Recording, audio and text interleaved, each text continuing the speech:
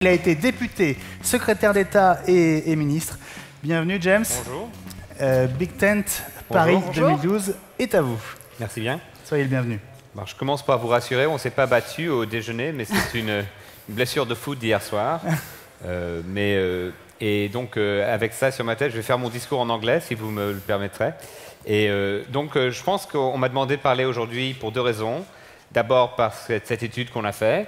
Et deuxièmement, pour parler un peu de comment, quand j'étais ministre de Culture en Grande-Bretagne, on a abordé le numérique. Donc, on commence avec la vidéo.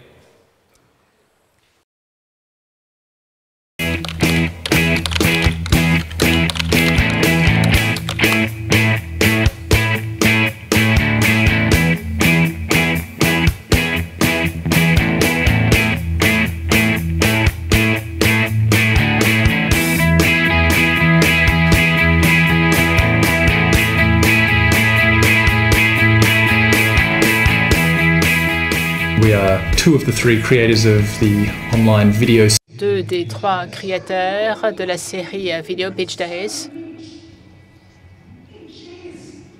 Beach Days. Une plateforme qui nous permet d'améliorer notre réalisation de films, d'avoir une meilleure exposition également. Il y a des centaines d'Australiens dans le monde entier qui veulent célébrer leur australialité et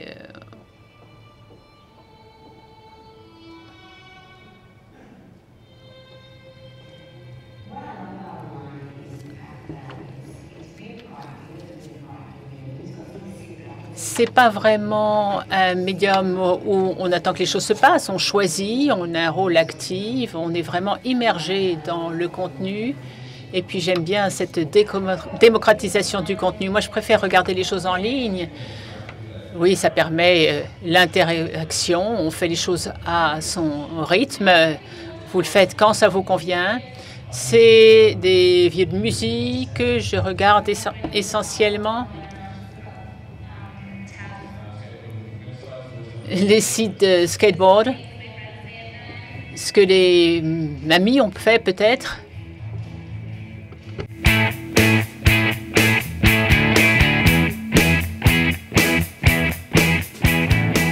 People all over the world. Dans le monde entier, les gens regardent parce que c'est typiquement australien, c'est ça que consomment, si l'on peut dire, les Australiens, mais les gens aiment ça dans le monde entier. Vous voyez le nombre de hits. On dépasse les 50 000. Oui, ça permet de continuer à faire ce qu'on aime bien faire, c'est-à-dire se faire de l'argent en étant dans ce secteur-là, être créatif en même temps.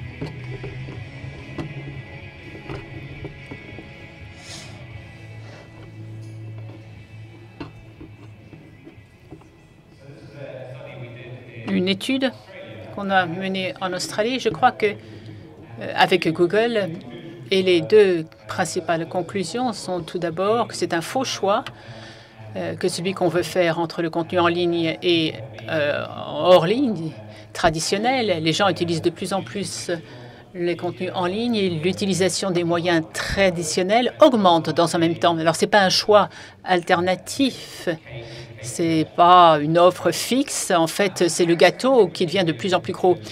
Et ce qu'a bien montré la vidéo, je crois, c'est qu'il y a beaucoup de créateurs de contenu qui ont constaté que l'Internet, c'est une formidable façon de se trouver un nouveau public, mais également de passer par les écrans traditionnels entre eux-mêmes et leur public, et pas simplement leur public en Australie, mais dans le monde entier.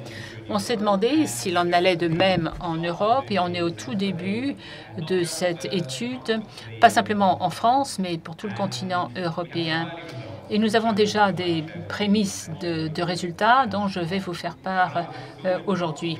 Lorsque j'étais à l'école en France, on aimait toujours comparer ce qu'il y avait de mieux en France et au Royaume-Uni, Michel Plantini et Mike Kingen.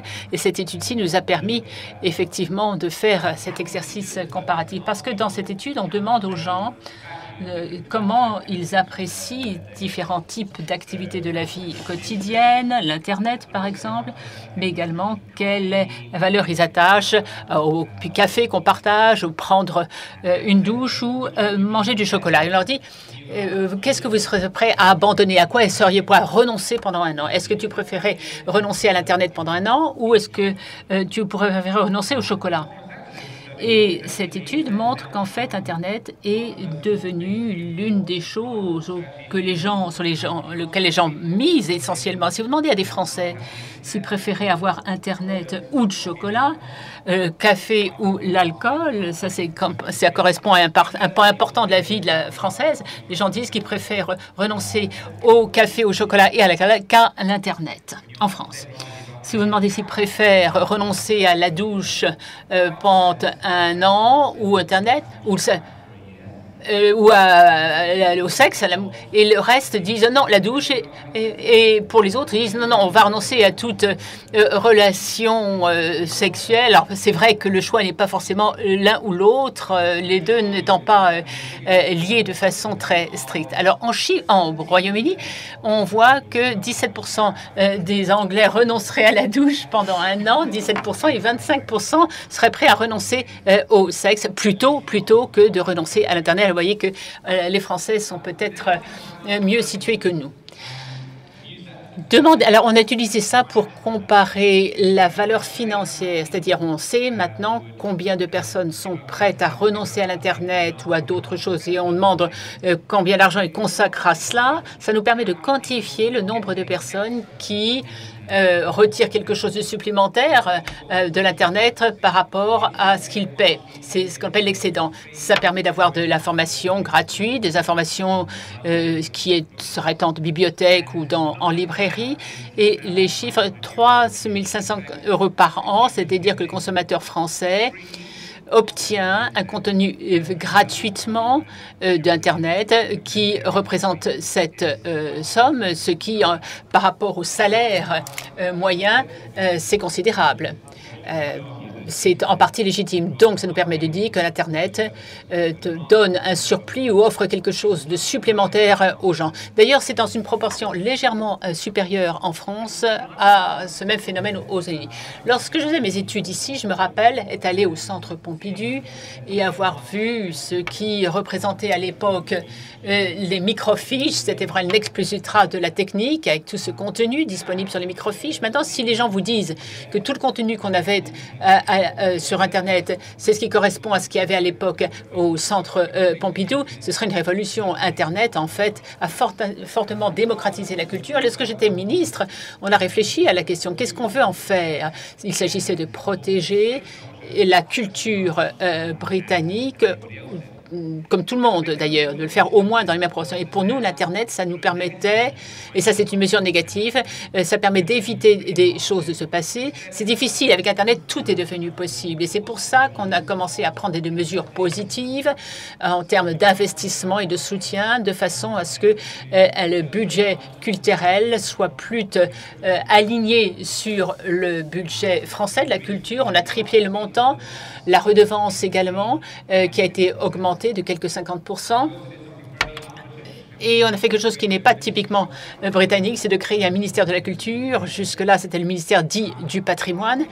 Mais on a fait également autre chose qui me paraît très important, très intéressant, c'est que nous estimons qu'il y a là un cercle vertueux entre le producteur et le consommateur. Plus les consommateurs sont nombreux et aventuriers, plus le marché est important et plus le producteur pourra vendre. Il faut donc énormément de consommateurs, mais il faut également que ces consommateurs aient l'esprit aventurier. C'est pour ça qu'on avait mis en place une stratégie très proactive destinée à amener un plus grand nombre de gens à utiliser Internet. Il y a une autre étude plus récente, et je conclurai là-dessus, qui s'est penchée sur les grandes économies Internet du monde. Et c'est frappant de voir que ces grands leaders, la Suède, la Corée du Sud, le Danemark, et le Royaume-Uni est notre pays, c'est qu'il n'y a pas les États-Unis dans ce peloton et que chacun de ces pays-là a adopté une stratégie extrêmement dynamique d'emblée avec un État, une gouvernance. C'est pas uniquement le marché, il ne faut pas que l'Internet soit une question du marché. Non, non, ils ont une stratégie très proactive, très dynamique pour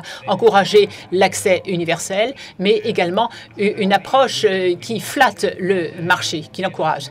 Oui, on veut investir dans la culture, mais on veut prendre des mesures positives plutôt que d'interdire quoi que ce soit, et c'est le message que je voulais vous transmettre. Absolument, vous restez Merci. avec nous, Jennifer Arnold. Merci beaucoup pour cette intervention. Deux choses, deux leçons à retirer. D'abord, l'Internet est une drogue comme les autres. Et puis ensuite, le football est donc un sport de combat, peut-être autant que la numérisation de la culture que nous allons aborder maintenant. Peut-être bien, et il est effectivement temps d'accueillir nos autres invités. On va commencer par Bertrand Pécry, directeur général Global Editors Network. Vous nous direz comment la presse a su réinventer son mode de fonctionnement et on verra avec vous, entre guillemets, qui profite du crime. Soyez le bienvenu, Bertrand, et installez-vous. Allez, ensuite, on accueille Jean-Noël Tron, qui est aujourd'hui directeur général de la SACEM. Il est passé par l'ESSEC, par Sciences Po. Il a évidemment joué un rôle dans la création de l'ICANN. Et puis, il est passé par Canal+. Et puis, énormément d'expérience dans le secteur. Je vais essayer de trouver une place sur cette scène. Hop. C'est aussi un homme de voilà. technologie. Ça aussi, c'est un sport de combat. Parce que vous avez accompagné la 3G et le NFC, notamment chez Orange. Lui, c'est le gourou du droit d'auteur, version britannique. Il s'appelle Edmond Kilty. Son titre, allez, Copyright and IP Enforcement Director. Je le traduis, directeur copyright et propriété intellectuelle, mais j'ai de l'aide parce que j'ai un écran, de l'IPO, Intellectual Property Office, bureau de la propriété intellectuelle du Royaume-Uni. Edmond Quilty, please come and say. Bonjour. Et on en est sûr, nouveau représentant du flegme britannique. Prenez place. Voilà. Nos invités sont là, Marjorie. On va entrer dans le vif du sujet. Alors, en prenant un exemple très concret de ce qui est en train de se passer, si je vous dis Megabox, plus qu'un pied de nez au FBI, aux majors et même à iTunes, vous le savez, c'est le nouveau projet, le nouveau pari légal, cette fois de Kim.com, depuis sa résidence surveillée, avec à la clé un nouveau modèle économique beaucoup plus intéressant pour les artistes et pour les ayants droit. On parle de 90% reversés aux ayants droit. Alors, énorme buzz évidemment depuis le 26 septembre et l'annonce de ce prochain lancement. Alors, lancement encore hypothétique, on n'est pas à l'abri non plus d'un coup de bluff, mais le buzz est considérable. Alors, on a envie de vous faire réagir sur ce nouveau modèle. Alors, Bertrand Pécry, alors vous qui essayez de découvrir justement ces nouveaux modèles, que vous inspire cette tentative, ce projet? Qu'il y ait toujours plus pour les créateurs.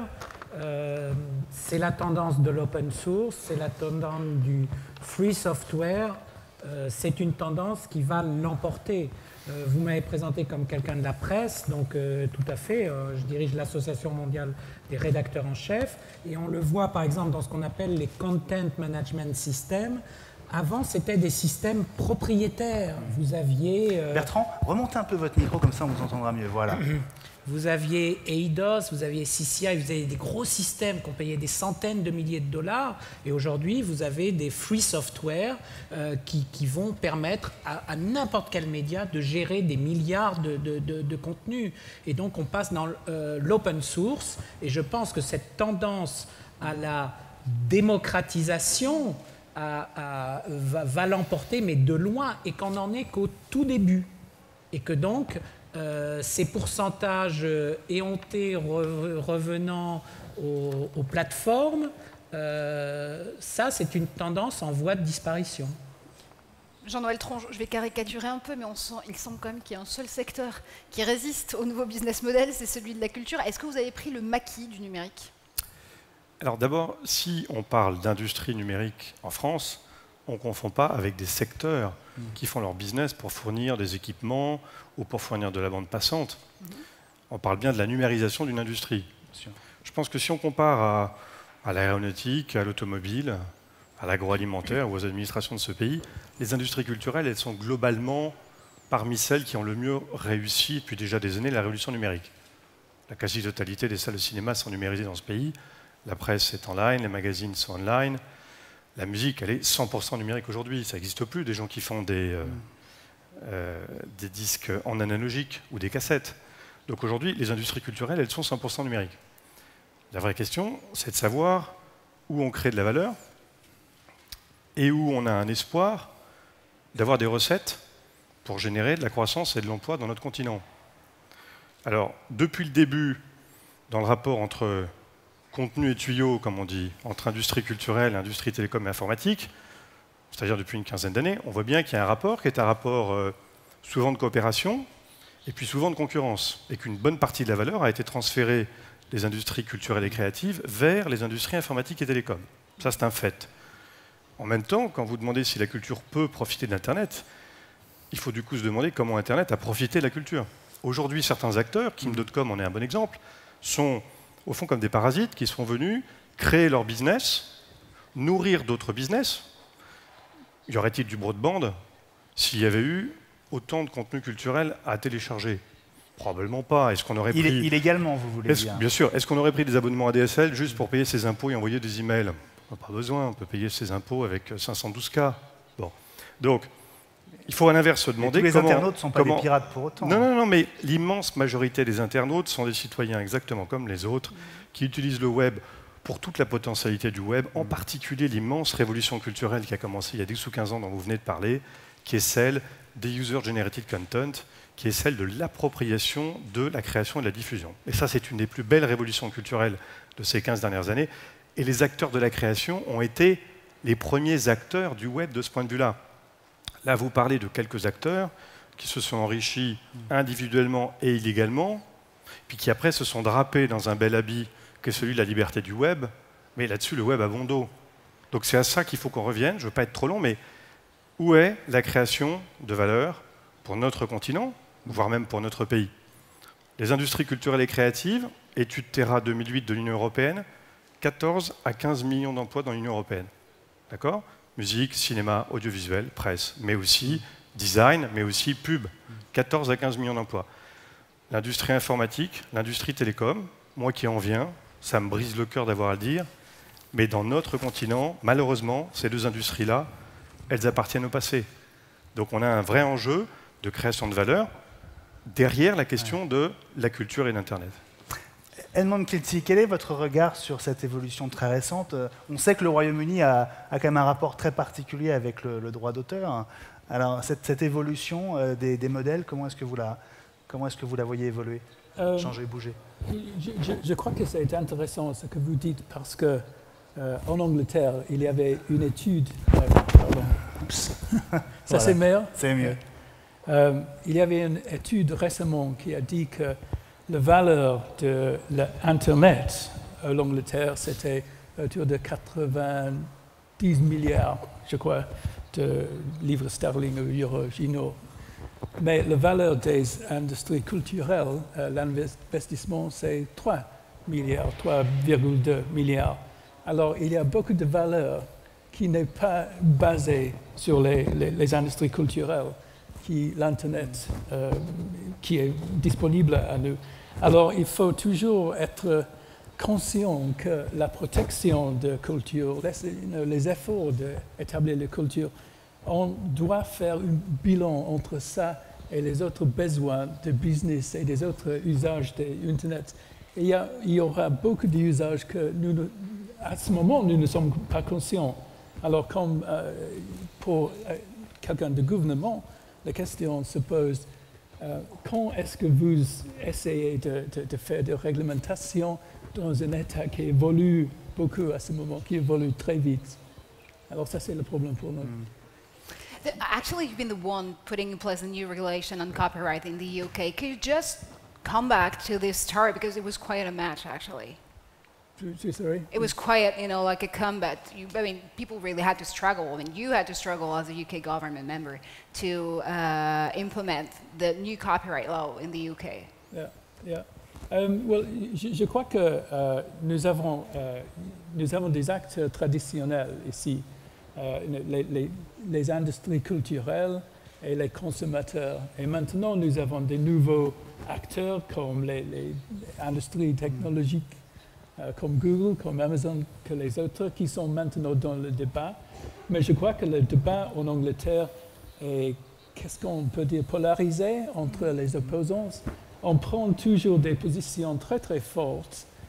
Il n'y a pas un sens de collaboration, de donner quelque chose pour recevoir quelque chose. Et ce qui m'a frappé, c'est qu'il y a beaucoup de secteurs où, par exemple, je ne connais pas les PDG, mais je connais les lobbyistes qui sont dans le secteur. C'est toujours les lobbyistes qui donnent des positions. Alors ça c'est le même pour tous les consommateurs. Mais il est difficile de faire les changements de politique dans cet environnement. Et ça c'est la position que nous sommes dedans maintenant. Mais je voudrais quand même faire un commentaire, parce que dans mon esprit, peut-être parce que je viens des deux mondes, non seulement il n'y a aucun antagonisme, mais il y a même une étroite coopération. Quand on est dans le monde de la création de valeur immatérielle, cher ami, Google vit de quoi? D'un secret fondamental qui est celui de son algorithme. Qu'est-ce qui aujourd'hui provoque l'affrontement entre Apple et Samsung? Des questions de propriété intellectuelle. C'est là qu'est la valeur. Je ne crois pas un instant aux chiffres que vous avez cités. Si vous prenez l'exemple du marché français, or le marché britannique pour la musique est plus développé que le marché français, comme vous le savez. Le marché français global des industries créatives et culturelles, au sens, encore une fois, de la définition de la Commission européenne. C'est un marché qui représente environ 7% du PNB français, qui représente à peu près 150 milliards d'euros de valeur, 1 million à 1,5 million d'emplois. En face de ça, il y a des industries informatiques et télécoms qui représentent, si on instruit l'appréciation à partir aussi des opérateurs de téléphonie mobile ou de téléphone fixe, c'est-à-dire des opérateurs de services, si on met tout ensemble, secteur qui pèle quelques dizaines de milliers d'emplois. Donc en termes de création de valeur, je crois qu'on confond deux sujets. Il y a un autre enjeu qui est qu'est-ce que le numérique peut apporter à l'ensemble de l'économie.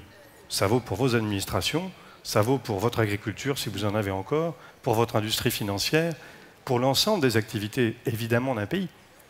Mais quand on est dans le domaine des secteurs, le secteur de la valeur immatérielle, celui qui fonctionne grâce au copyright ou au droit d'auteur en France, c'est un seul et même secteur qui fait que les jeux vidéo ou Google ou les gens d'iTunes sont dans le même bateau que nos industries culturelles. Je vais vous donner un dernier exemple. Nous avons annoncé la semaine dernière, la SACEM, avec un certain nombre de nos partenaires européens et avec un grand éditeur de musique, Universal Music Publishing, que nous lancions le premier hub de licensing en Europe. Et ce hub, l'un des premiers acteurs du numérique à l'avoir utilisé pour les services online, c'est Google, avec qui nous avons signé là-dessus un accord de représentation de nos répertoires. Donc je pense qu'on est vraiment dans une logique de coopération et pas dans une logique d'opposition stérile. Alors justement, Bertrand Pécry, ces nouveaux modèles, vous les expérimentez au quotidien, puisque le Global Editor Network regroupe 400 éditeurs de 80 pays dans le monde.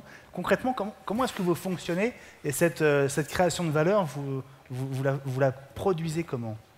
C'est grosso modo centré autour d'un mot qui est celui de démocratisation.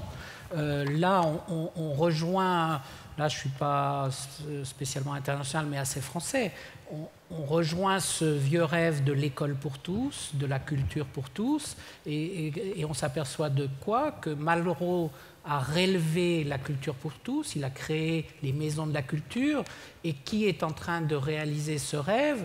Eh bien, d'une certaine façon, c'est Steve Jobs, Larry Page et Zuckerberg. La culture pour tous est devenue quelque chose de tangible, de réel. Donc je suis loin d'un débat sur la répartition, les proportions, le business.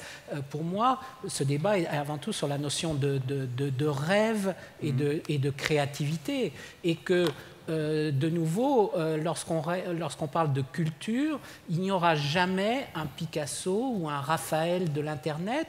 Le prochain, ce qui va en revanche arriver, c'est un collectif. Les prochains services qui vont faire parler d'eux, qui vont faire rêver dans 20 ou dans 30 ans, ça ne sera certainement pas un individu, quelqu'un qui aura fait un happening. Dali était peut-être le dernier à faire des happenings. En revanche, on arrivera à des créations collectives, pas seulement user-generated content, mais vraiment la création collective. on revit peut-être les ateliers de la Renaissance, on revit quelque chose qui passait, mais qui est totalement nouveau aussi. Donc il faut imaginer cette notion de créativité comme quelque chose d'essentiellement collectif et non pas individuel. Et c'est une rupture totale avec le monde de la culture qu'on a connu jusqu'au XXe siècle. James Purnell.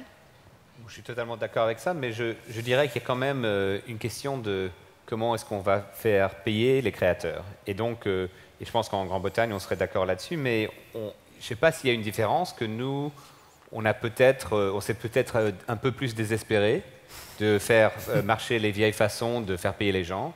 Et donc, s'il y a un débat en Grande-Bretagne, c'est un peu plutôt de trouver des façons publiques de supporter la création, donc la BBC, mais aussi les musées, etc. Et puis aussi de trouver les nouveaux modèles. Et donc c'est assez intéressant ce qui s'est passé à la musique, par exemple, en Australie, c'est que là, en Australie, ça a commencé à remonter. Le total qui va dans le secteur musical commence à remonter après avoir... bon, il y a sans doute une discussion de répartition entre les créateurs et les Google et les Amazon, les Apple, mais quand même, ça commence à remonter. Donc je pense que peut-être, nous, on se dit, bon, ben, ce serait très bien de garder les façons dont on faisait payer les créateurs avant, mais on ne peut pas. Et donc, il va peut-être un peu faire compensation avec le secteur public, et puis trouver des nouvelles façons de faire payer les gens. Mais puis aussi, ça, c'est une autre chose, c'est est-ce que le débat ici est surtout du point de vue emploi, ou est-ce que c'est aussi utilisation et consommation et faire balancer l'un et l'autre? Peut-être que dans le futur, on aura moins besoin de payer les créateurs, parce que la façon de répandre la culture est plus efficace qu'elle ne l'était avant. Je ne sais pas, je demande la question. Jean-Noël Tron, la tendance en France, justement, James Purnell nous parle de la Grande-Bretagne, mais l'enveloppe globale que vous redistribuez tous les ans aux ayants droit, elle suit quelle courbe? Quelle tendance? Aujourd'hui, pour une société de gestion collective comme la SACEM, les revenus sont en baisse, comme partout ailleurs dans le monde pour les organes qui font la gestion collective. Ouais. Ce qu'il faut bien avoir en tête, vous ne vivez pas encore cette remontée dont parlait James Purnell? Non, parce que ce dont parle James, c'est d'une remontée en volume du business à partir de l'industrie musique numérique. Ouais.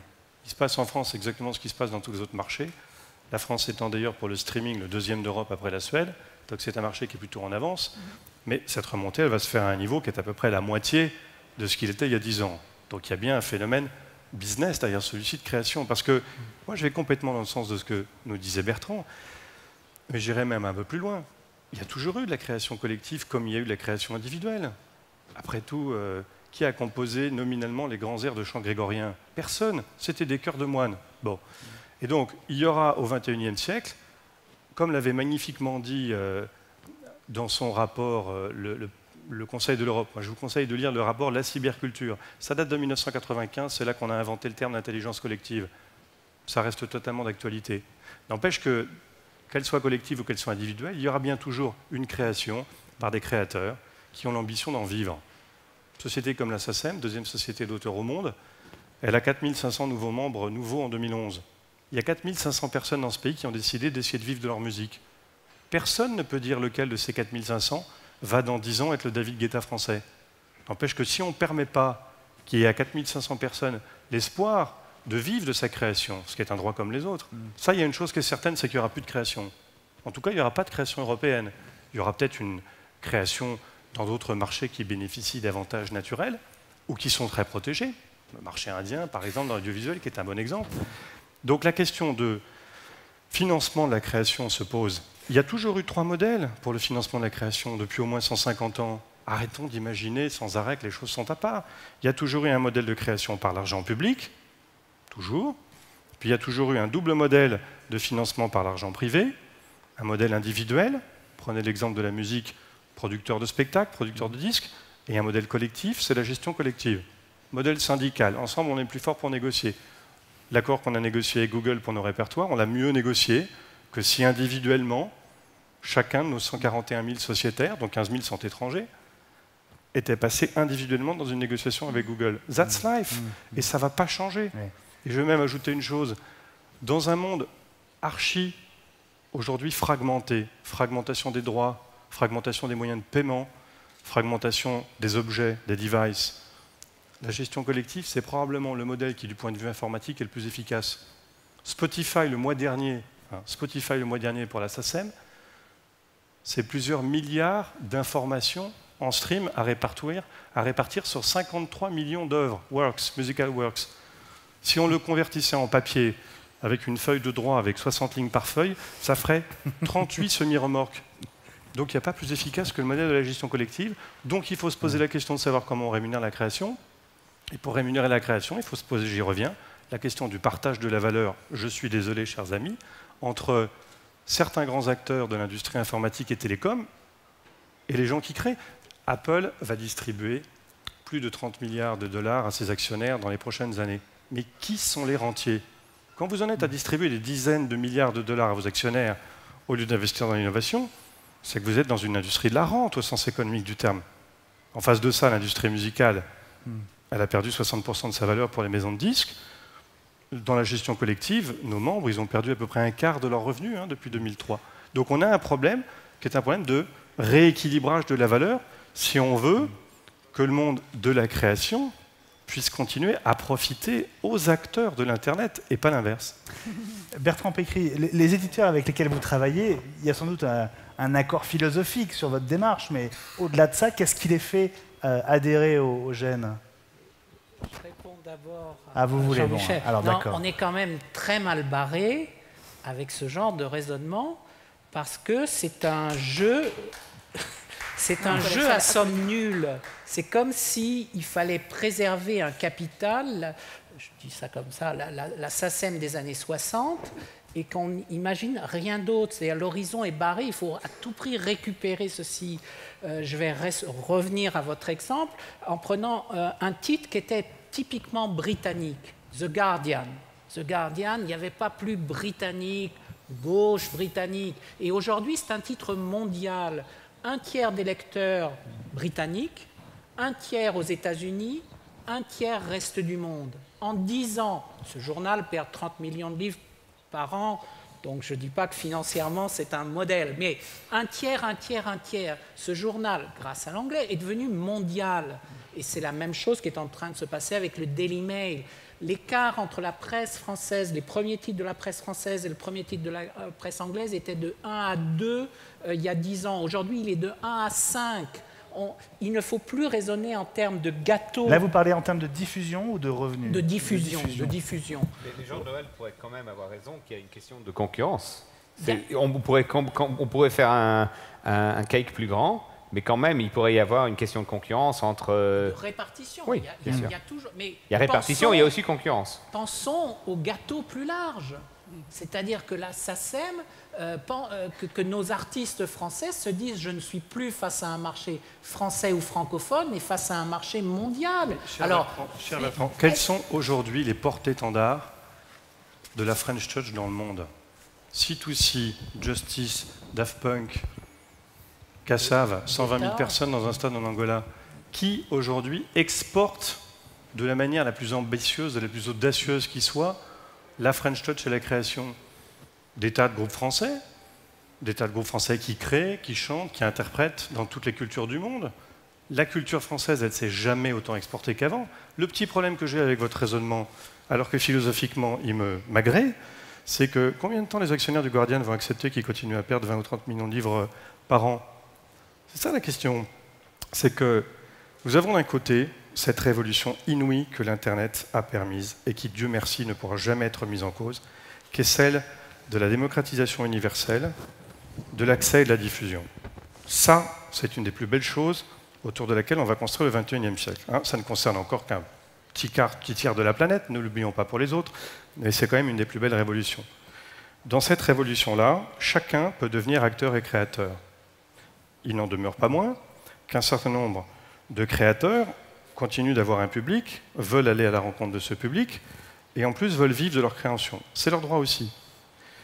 Les modèles, ils sont en plein bouleversement, la presse désormais est concernée, l'édition l'est aussi. Antoine Gallimard a fait la rentrée littéraire en parlant principalement de l'enjeu que constituait le livre électronique, mais en parlant aussi du problème que poserait le piratage pour le livre électronique, ce qui est nouveau. Avant, l'édition ne se préoccupait pas de cette question. Donc la question du modèle et du partage de la valeur, elle demeure. Ça ne me gêne pas du tout qu'on nous fasse toujours jouer le rôle du bad guy, mais nous, on a un enjeu, qui est l'enjeu de la diffusion. le nombre de créateurs dans une société comme la SACEM, parce que la SACEM, c'est rien d'autre qu'un syndicat qui représente ses membres pour valoriser leur répertoire.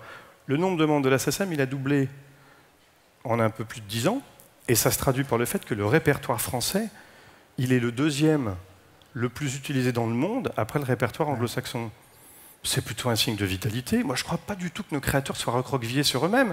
Dans votre domaine, dans celui de la presse, là, il y a effectivement une inquiétude existentielle, parce que quand moi, je m'occupais de Matignon, de l'Internet, les acteurs de la presse nous disaient, pour une bonne partie d'entre eux, qu'ils avaient peur de l'Internet, et pour ceux qui étaient les plus audacieux et qui y croyaient, que le modèle de financement par la publicité allait leur permettre de se développer.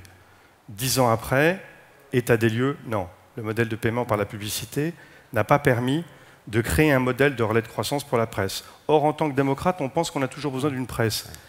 Ça, c'est une vraie question qui est posée aujourd'hui. Moi, je n'y réponds pas. Mais je pense qu'il faut quand même qu'on se pose les vraies questions. Mais est-ce que justement, quand on en vient au modèle de la presse, on n'a pas vécu trop longtemps sur l'image d'une crise de l'outil et non pas d'une crise du contenu? Est-ce que c'est pas justement, cette question-là, fondamentalement, qui tue aujourd'hui l'industrie de la presse? Quand on monte un site, quand on devient éditeur de presse en ligne, on ne se pose même pas cette question-là parce que le contenu il vient tout de suite. Est-ce que c'est finalement le pas, encore une fois, vous allez me dire que je fais référence à ces nouveaux modèles vers un vieux modèle, mais vers des modèles en mouvement, mais est-ce que c'est pas ça fondamentalement, cette dichotomie qu'on a voulu installer entre l'outil et entre le contenu? Est-ce que it's the content stupid? Ah, c'est vous, hein. Après, ce sera Edmond. Là, je ne voudrais pas être trop franco-français, mais on a très clairement une crise de l'offre en France et non pas une crise de la demande, c'est-à-dire que tous les éditeurs disent les Français ne lisent plus ou consultent des tablettes ou autres. C'est une vraie crise de l'offre qu'on a, puisque en Angleterre, vous avez, en Allemagne notamment, vous avez 2-3 fois plus de quotidiens régionaux que de quotidiens, qu'en France, des quotidiens régionaux. En Angleterre, vous avez 3 fois plus de quotidiens nationaux qu'en France. Donc très, très clairement, c'est une crise de l'offre. Il y a eu un côté extrêmement malthusien de la presse française. Mais là, je suis dans un débat franco-français. Et en fait, ils ont toujours perdu de l'argent. Hein. Le Guardian, le Times, ça a toujours été des choses avec les hommes riches jouent. Le Guardian, le Guardian, ça avait été financé pendant longtemps par un magazine de vente de voitures. Donc, en fait, mais Jean-Noël a totalement raison. Il y a pour le Guardian, c'est une course entre la possibilité de devenir global, vraiment mondialisant, être beaucoup plus grand du point de vue mondial avec des revenus très petits, ou peut-être un choix de prendre de l'argent. Ils sont déjà en train de prendre de l'argent de Gates, je pense. Et est-ce que ça va devenir un peu plus comme une université? Ils vont devenir... Oui, Gates, la fondation Gates, je pense. C'est tout petit, c'est tout petit. C'est tout petit, non, mais le Los Angeles Times vient de prendre de l'argent aussi de la même façon. Est-ce que ça va commencer à devenir un peu plus comme une université où il y a de l'argent qui vient des consommateurs, mais aussi de l'argent qui vient des fondations pour la connaissance? Quand on parle du Guardian, parce que vous évoquiez, vous aviez une pensée pour les actionnaires, mais est-ce que la numérisation est responsable du déficit du Guardian? Non, ils perdaient de l'argent avant. Oui. Est-ce qu'ils en perdent plus? Est-ce qu'ils en perdent plus maintenant qu'ils jouent la carte du numérique? En fait, le problème, c'est que leur magazine de vente d'auto, c'était vachement rentable, on dit. Et tout d'un coup, ça, c'est vraiment quelque chose que l'Internet a totalement tué. Et donc, ils ont perdu ça, ils ont perdu leur presse régionale, et ils ne peuvent pas utiliser l'argent de l'un pour cacher les... Pardon, je voulais juste abonder dans le sens de ce que vient de dire James, parce que la presse quotidienne régionale française, je n'en suis absolument pas un expert, mais il y a eu effectivement pendant des décennies un modèle dans lequel le vaisseau amiral, qui était souvent le journal généraliste d'information, était financé par des vaches à lait qui étaient les filiales de petites annonces. Et effectivement, ces filiales se sont effondrées, comme on l'a vu pour un groupe comme un centre de groupe de presse français, parce que le web apporte un service qui est bien meilleur. Donc moi, ce n'était absolument pas dans une logique de mise en cause. Je reviens simplement à cette question. La question du financement de la création, pour la partie de la création qui n'est pas la création individuelle, l'intelligence collective du web, qui demeurera, qu'elle soit online ou offline, peu importe, cette question-là, elle reste posée. Et paradoxalement, je me tourne vers notre ami britannique, je suis frappé de voir qu'on a des modèles. Je vais prendre un modèle qui est celui du private levy, enfin de la copie privée. Modèle qui n'a pas été inventé en France, qui a été inventé en Allemagne, qui existe dans toute l'Union européenne, sauf, je crois, au Royaume-Uni, en Irlande et dans un ou deux pays. C'est amusant parce que dans la manière dont ce débat est aujourd'hui en train d'être traité au niveau de l'Europe, on fait des industries culturelles, comme toujours, l'obstacle, hein, le passé, et puis il y aurait les industries numériques qui seraient l'avenir. Bon, je suis désolé de revenir en un instant là-dessus, sur le fait qu'en termes d'emploi et de croissance, en tout cas pour l'Europe, ce n'est pas l'avenir, puisque l'industrie informatique et les télécoms, aujourd'hui, fabriquée en Asie, innovée aux États-Unis, si j'ose dire. Ce qui est formidable pour ces deux continents, ce qui est moins bien pour le nôtre. Mais la copie privée, on a complètement oublié ce que c'était. C'est une incroyable libération du consommateur, à qui on a apporté une des plus grandes exceptions au droit d'auteur, principe du droit d'auteur, liberté d'autoriser ou d'interdire une copie de son œuvre. On exproprie l'auteur de cette possibilité-là, en France, loi de 1985, et ça permet aux gens de copier. Ce que je voudrais juste rappeler, c'est que dans les pays où ça n'existe pas, comme au Royaume-Uni... Mais le consommateur paye pour ça. Oui, mais le consommateur bénéficie d'un énorme bénéfice qui est de pouvoir copier, en essence de quoi il y a rémunération. Sur la question de savoir qui paye, c'est beaucoup plus compliqué. Parce qu'on a fait l'enquête sur les derniers produits Apple, par exemple sur l'iPhone 5. L'iPhone 5, il coûte plus cher à Londres qu'à Paris, même en parité des pouvoirs d'achat. Or, la copie privée existe à Paris, elle n'existe pas à Londres. La copie privée a été détruite en Espagne l'an dernier par le lobby des importateurs de biens industriels. Le prix des devices portables et tablettes, il a augmenté en Espagne au lieu de baisser. Donc le consommateur, si vous voulez mon avis, il a bon dos. Mais ce qu'on oublie juste dans le cas du Royaume-Uni, c'est que la contrepartie de l'absence de système de copie privée, c'est qu'on n'a pas le droit de copier. Les gens l'oublient. Mais quand je prends si j'essaye de sauvegarder mes derniers micro-sillons, là, je prends un album des Clash que je prends sur ma plateforme USB pour la mettre sur mon PC, puis ensuite sur mon PC, sur mon iPhone. J'ai fait 2 copies privées. Dans la plupart de l'Europe continentale, j'ai un acte tout à fait légal, et il y a rémunération de la création payée par les fabricants de ces matériels. Au Royaume-Uni, j'ai violé 2 fois la loi. C'est quand même un paradoxe. Oui. Donc, on a des dispositifs réglementaires et législatifs qui ont été inventés depuis parfois 20 ans, 25 ans, qui n'ont en rien empêché l'explosion des usages numériques, une croissance fabuleuse des profits et des marges des entreprises qui fabriquent ces devices, avec en face de ça un système qui permet de faire évoluer le financement de la création. C'est plutôt assez sain comme modèle. Et c'est ce modèle-là, aujourd'hui, qu'on essaye d'une manière ou d'une autre, mettre à bas. Je pense que c'est très contre-productif. Toujours pour revenir à notre sujet de la table ronde, la culture peut-elle profiter d'Internet, sachant qu'Internet, encore une fois, comme les industries qu'il y a derrière, ont rudement besoin qu'il y ait une culture qui soit créative. Ouais. Alors Bertrand, Edmund, lequel de vous deux veut commencer? On a parlé tout au long de ce débat, là, les 30 minutes, de l'intelligence collective, en fait. Mais ce qui va se passer, c'est le passage à l'intelligence artificielle. C'est-à-dire que en matière de production culturelle ou en matière de production presse, ce que je connais mieux, vous aurez les robot news. Robot news, c'est-à-dire qu'on arrive à créer, Google a créé des algorithmes pour la distribution de l'information, on va arriver à créer des algorithmes pour la production de l'information, que ce soit un match de foot, de baseball, des informations financières, la crise de l'UMP, que ce soit le semantic web... On a un algorithme pour la crise de l'UMP. Si vous avez l'algorithme sous la main, ça permettrait de résoudre ce problème. On arrivera à produire des contenus totalement automatisés, sans aucun apport humain. Ça peut faire hurler. Il n'y a plus de journalistes. Il y a des robots qui créent de l'information et qui les localisent. C'est-à-dire, lorsqu'on parlera de l'équipe de Marseille, il y aura exactement le vocabulaire de Marseille qui n'est pas celui du PSG. Tout ça peut être totalement automatisé et ça va se faire dans les 10 ans. Et en matière culturelle, ça sera pareil. Ça doit faire hurler à l'AFP, mais est-ce que ça fait hurler chez Bloomberg ou chez... Non, chez l'information, non, ils le font. Alors, avant, ils faisaient de l'outsourcing. Il y a quand même beaucoup de gens qui travaillent pour Bloomberg et Reuters en Inde, et il n'y a personne de l'AFP qui travaille au Maroc ou autre. Avant, c'était l'outsourcing pendant 10 ans. Mais la prochaine génération, c'est vraiment l'intelligence artificielle. Et en matière culturelle, ça va être dur de trouver les ayants droit. Est-ce que le prochain David Guetta sera un robot, en fait? Non, mais attendez, la musique électronique, elle a commencé à partir des années 50 et on faisait déjà à l'époque de la musique aléatoire. Moi, j'ai commencé à programmer, pardon, de faire l'ancien combattant en basique. Et le premier truc qu'on faisait en basique qui était très drôle, c'était de programmer des sons aléatoires avec son ordinateur. Donc je pense qu'il n'y a rien de nouveau sous le soleil. Je crois profondément à l'intelligence artificielle. Je pense que dans certains cas extrêmes, comme celui auquel vous venez de faire allusion, effectivement, il n'en reste peut-être plus qu'à s'en remettre à l'intelligence artificielle.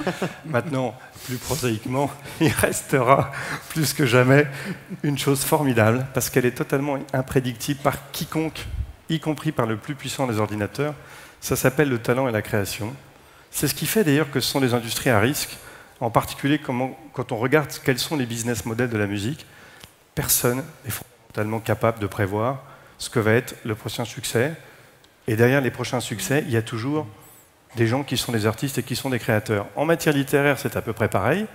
Ça va faire quelques décennies qu'on nous a produit des romans à côté desquels l'Oulipo était agréable à lire, qui étaient produits par intelligence artificielle.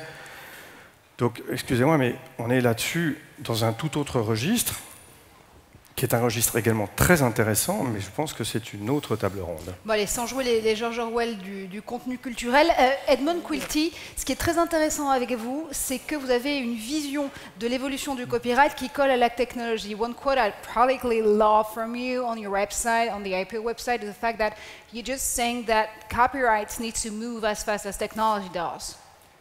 Je crois que en termes de private copying levy, il y a une question intéressante là, parce que le consommateur, il paye pour le matériel, il paye une somme qui ne reflète pas leur usage de contenu. Alors, qu'est-ce que se passe? Alors, ça, est-ce que ça, c'est vraiment une taxe ou quelque chose comme ça?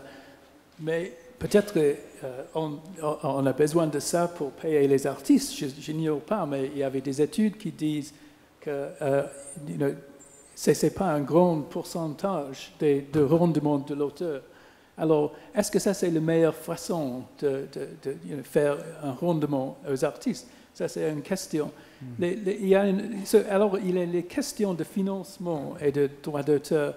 Il y a aussi des questions de portée de droits d'auteur que nous avons en Angleterre. Par exemple, text and data mining. Je ne sais pas comment c'est dit ça en français. Le data mining. De la même façon pour une fois. Il y a des chercheurs qui disent qu'il faut obtenir plus de 100 permissions avant de miner les documents, pour investiguer les documents. Et il faut demander à chaque rédacteur la permission avant d'user ces choses. Alors, un truc comme ça, est-ce que ça, c'est vraiment ce que le droit d'auteur est construit pour faire? Je ne sais pas, j'ignore la réponse, mais je crois qu'il y a un grand débat là. Et ça, c'est le type de débat. Alors, je crois que quand nous essayons de voir dans l'avenir, de regarder dans l'avenir, il faut demander, est-ce qu'il y a un modèle traditionnel que nous essayons de suivre, nous essayons de sauver, ou est-ce qu'il y a quelque chose de nouveau, est-ce que dont nous devons voir, nous devons permettre d'entrer dans notre monde? Pour moi, ça c'est le problème. Et est-ce que c'est fondamentalement le droit d'auteur qui en est le trait d'union? Oui, certainement, parce que, au fond, ce que j'ai envie de résumer un peu, c'est dire que le droit d'auteur, ce n'est pas une partie du problème, c'est une partie de la solution. Après, le droit d'auteur, il doit continuer d'évoluer. Mais comme il n'a cessé d'évoluer depuis 2 siècles, le droit d'auteur, il a permis une chose extraordinaire, qui est de donner une autonomie économique aux créateurs et de ne plus les faire dépendre de ce qui reste le fantasme d'un certain nombre de nos décideurs publics, qui n'est pas un très bon modèle démocratique, qui est le créateur dépendant du fait du prince. Voilà. Parce qu'on oublie aussi, tout à l'heure, Bertrand faisait allusion au passé, il a raison, la création, elle pouvait être individuelle ou collective, mais ce qui est certain, c'est que dans la plupart des cas, quand on pense aux grands créateurs que vous avez cités, et depuis la Renaissance, la création, elle dépendait du bon vouloir du prince. Et ça, pour la création elle-même, ça a toujours été une très mauvaise chose. Pour les 2 siècles qui viennent, et pour les 20 ans qui viennent, de fait, nos économies vont de plus en plus être des économies de l'immatériel. Qui dit immatériel dit valeur, qui dit réseau dit partage, et la question du partage de la valeur dans l'économie immatérielle, c'est celle qui devrait nous réunir plus, tous ensemble, sans nécessairement rester effectivement dans les vieux schémas d'affrontement qui voudraient faire du copyright ou du droit d'auteur un problème, sachant que c'est une ressource, et que cette ressource, il faut qu'on la défende et puis qu'on aide à ce qu'elle évolue. Allez, place au droit de la salle et à vos questions. N'hésitez pas à vous emparer d'un micro si vous en avez. En attendant, on va voir de façon dématérialisée ce qui se passe sur les questions sur les réseaux sociaux avec Benoît Tabaka. Oui, déjà un élément, les gens ont réagi aux propos de Jean-Noël Tron sur l'intérêt du partage illégal pour la fibre optique et le développement du très haut débit.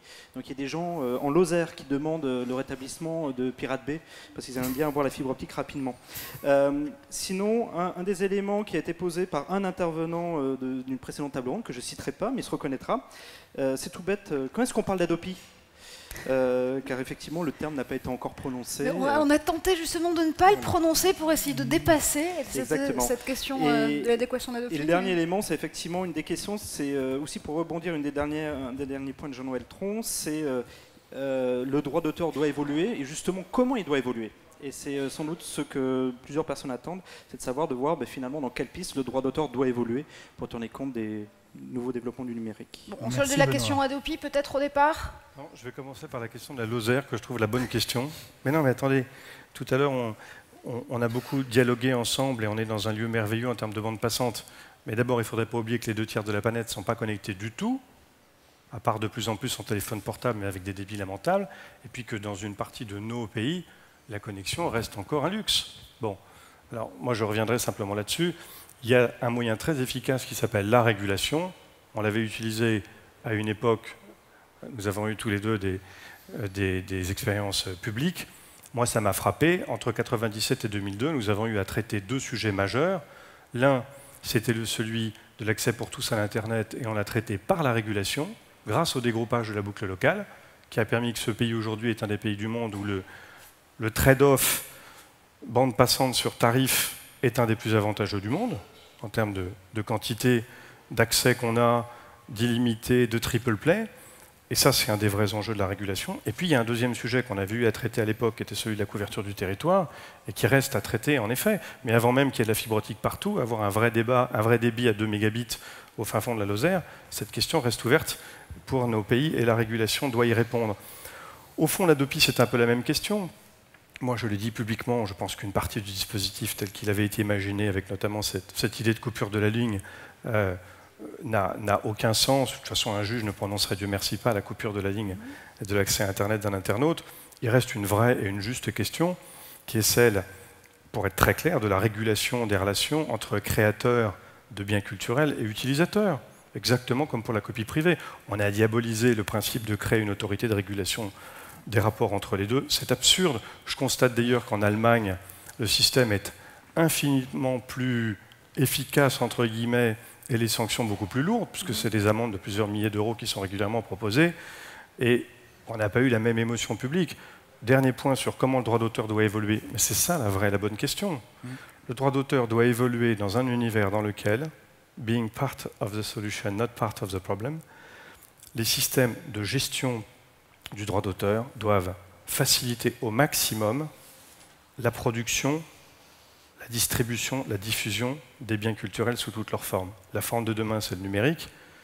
Une société comme la SACEM, elle a 400 accords avec des digital service providers. Son premier accord avec iTunes, elle l'a signé en 2004, l'année du lancement d'iTunes. Et les licences pan-européennes, elles existent depuis des années dans notre continent. C'est l'un des avantages de la gestion collective. Ce n'est pas un plaidoyer pro-domo, c'est encore une fois que dans un monde de l'hyperfragmentation et des droits, et des œuvres, et des usages, la gestion collective, le pooling des masses de data et de la négociation des droits, je pense que c'est le modèle qui est le mieux à même de répondre aux défis de l'industrie digitale et des services en ligne. Voilà, après cette triple réponse de Jean-Noël Tron, on va se tourner vers vous dans la salle. Est-ce que vous avez des questions pour notre panel, pour nos invités? Les micros sont à votre disposition. Alors, je fais le tour. Il y a une question. Oui, une question. Donc rebonjour. Rebonjour. Donc voilà, en fait, on a parlé ce matin de quelque chose qui était très intéressant, fondamentalement, merci d'ailleurs parce que c'était très intéressant ce matin, c'est-à-dire de l'apport que le numérique pouvait avoir pour redresser l'économie.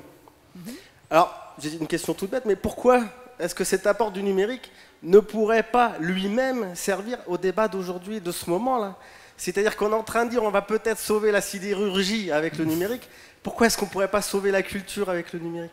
Okay, la culture est-elle une industrie comme les autres?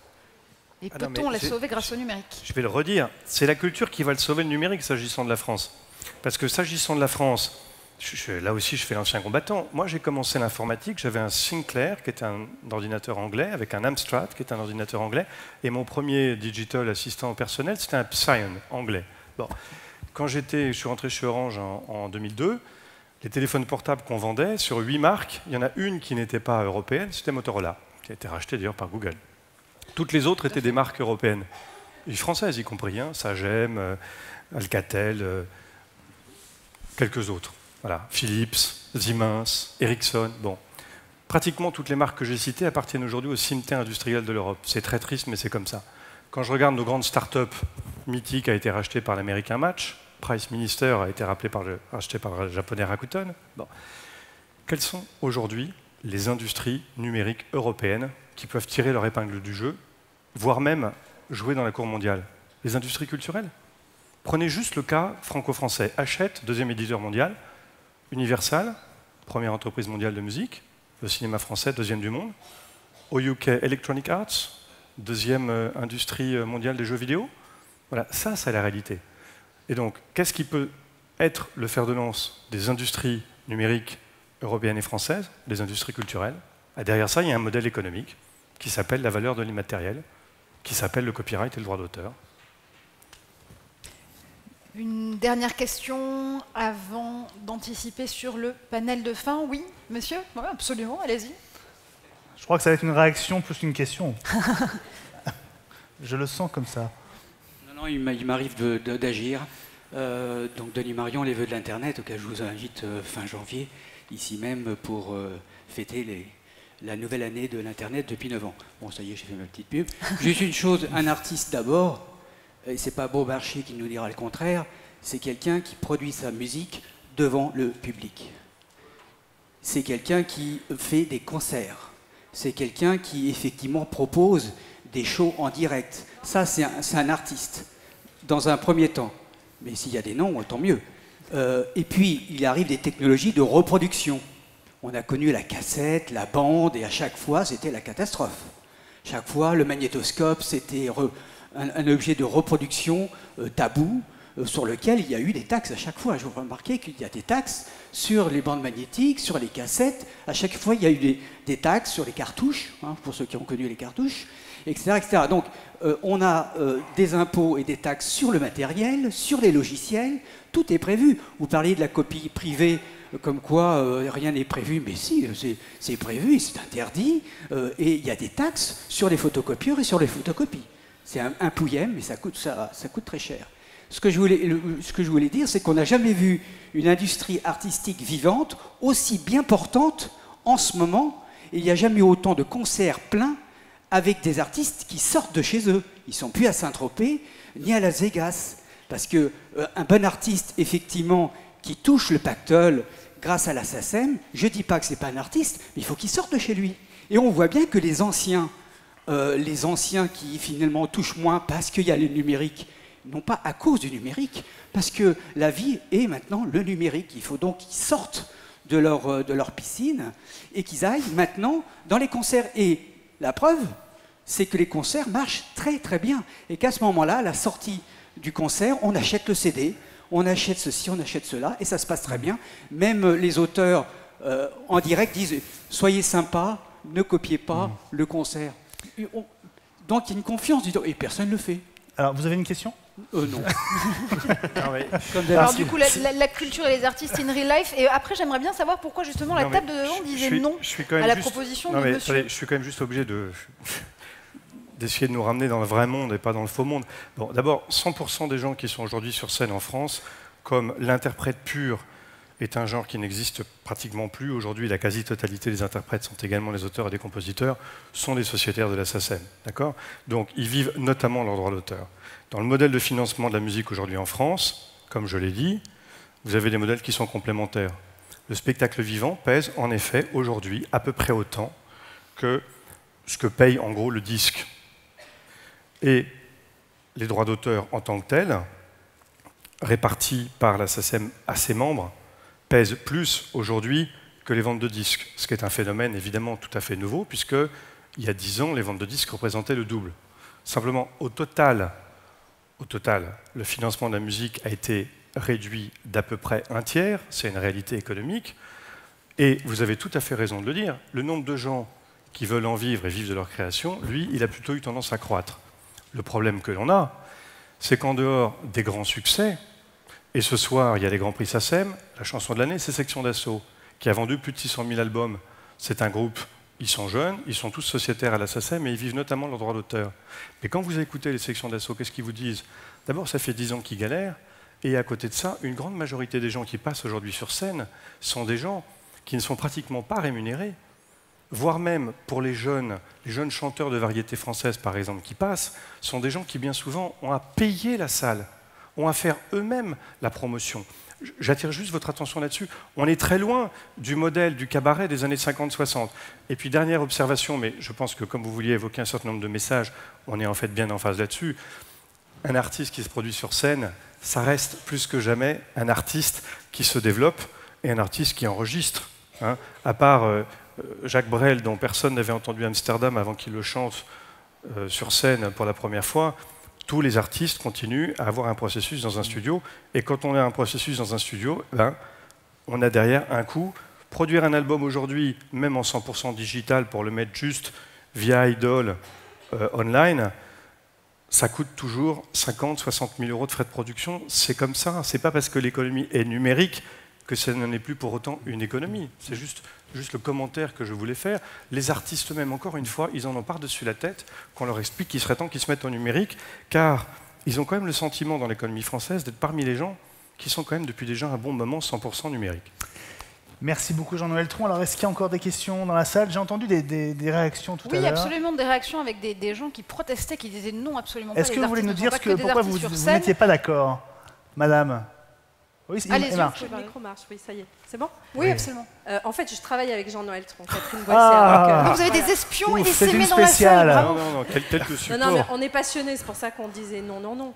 La réalité par rapport à la scène, il faut quand même juste l'intégrer, c'est qu'il y a aussi des auteurs-compositeurs qui ne sont pas des interprètes et dont les revenus, effectivement, en provenance de la scène, contrairement à ce que vous dites, n'ont pas été multipliés ces dernières années. En revanche, les revenus en provenance effectivement du disque se sont complètement effondrés. Donc c'est aussi une réalité, c'est pas qu'ils veulent pas monter sur scène, c'est que c'est juste pas leur métier. Ils sont parfois que auteurs-compositeurs. Et ça a aussi une grande valeur en matière de création. C'est juste ça le non. Pour ne pas que ça ait été une spéciale Jean-Noël Tron, juste le mot de la fin pour Edmund Kilty. Et ça va marcher, ça va marcher.